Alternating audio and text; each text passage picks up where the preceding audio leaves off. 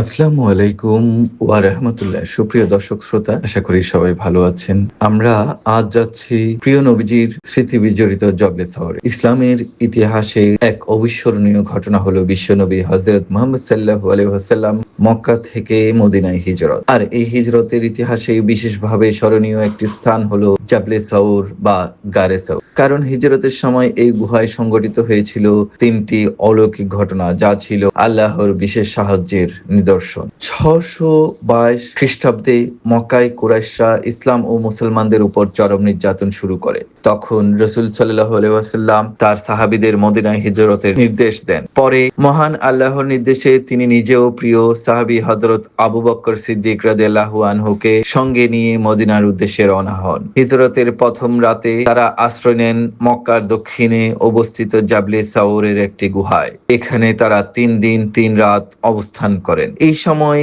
আল্লাহ তাআলা তাদের নিরাপত্তার জন্য ৩টি বিশেষ সাহায্য প্রদান করেন। প্রথমটি হলো হিজরতের রাতেই মক্কার কুরাইশ নেতারা দারুন নাদওয়া সবাই রাসূল সাল্লাল্লাহু আলাইহি ওয়াসাল্লামকে হত্যার পরিকল্পনা করে। সশস্ত্র যুবকরা নবীজির ঘর ঘিরে রাখে, কিন্তু আল্লাহর নির্দেশে রাসূল সাল্লাল্লাহু আলাইহি ওয়াসাল্লাম নিজের বিছানায় হযরত আলী রাদিয়াল্লাহু আনহুকে রেখে রাতের বেলায় সঙ্গী আবু বকরকে নিয়ে বের হয়ে যান। আশ্চর্যের বিষয় হলো শত্রুরা তার ঘরের চারপাশে পাহারা দিলেও তারা কিছুই টের পায়নি। এটি ছিল আল্লাহর প্রথম সাহায্য। দ্বিতীয় ঘটনাটি গুহার ভেতরেই। গুহার প্রবেশের আগে হযরত আবু বকর রাদিয়াল্লাহু ভেতরের জায়গা পরিষ্কার করেন, বিভিন্ন ছিদ্র কাপড় দিয়ে বন্ধ করে দেন।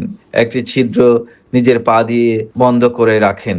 সেই ছিদ্র দিয়ে একটি সাপ বের হয়ে তার পায়ে কামড় দেয়। বিষের যন্ত্রণায় তার চোখ অশ্রু ঝলঝল করে। সেই অশ্রু রাসূল সাল্লাল্লাহু আলাইহি ওয়াসাল্লামের মুখে গড়িয়ে পড়ে। তিনি জেগে উঠেন। পরে তিনি কামড়ের স্থানে নিজের পবিত্র লালা লাগিয়ে দিলে সঙ্গে সঙ্গেই বিষের প্রভাব দূর হয়ে যায়। এটি ছিল দ্বিতীয় অলৌকিক ঘটনা।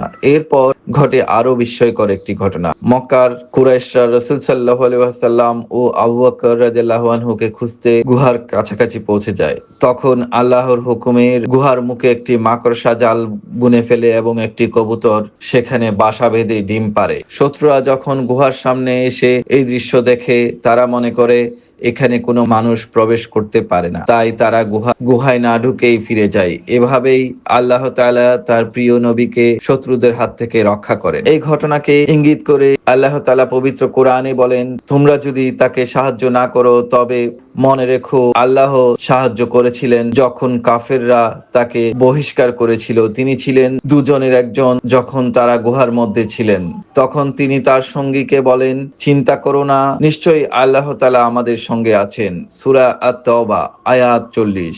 উল্লেখ্য, মক্কার মসজিদুল হারাম থেকে প্রায় ৪ কিলোমিটার দূরে ৪৫০ মিটার উঁচু জাবলে সাউর পর্বতের চূড়ায় অবস্থিত এই ছোট্ট গুহাটিতেই রাসূল সাল্লাল্লাহু আলাইহি ওয়াসাল্লাম ও হযরত আবু বকর রাদিয়াল্লাহু ৩ দিন ৩ রাত অবস্থান করেছিলেন। এই ঘটনা আমাদের শিক্ষা দেয়, আল্লাহর উপর পূর্ণ আস্থা রাখলে কঠিন বিপদেও তিনি তার বান্দাদের রক্ষা করেন। আল্লাহ তাআলা আমাদের সবাইকে এই অলৌকিক নিদর্শনের যে স্থান সেটি দেখার এবং আসার তৌফিক দান করুন। আমিন। জাবলে সৌর, মক্কা থেকে মির্জা ইমতিয়াজ।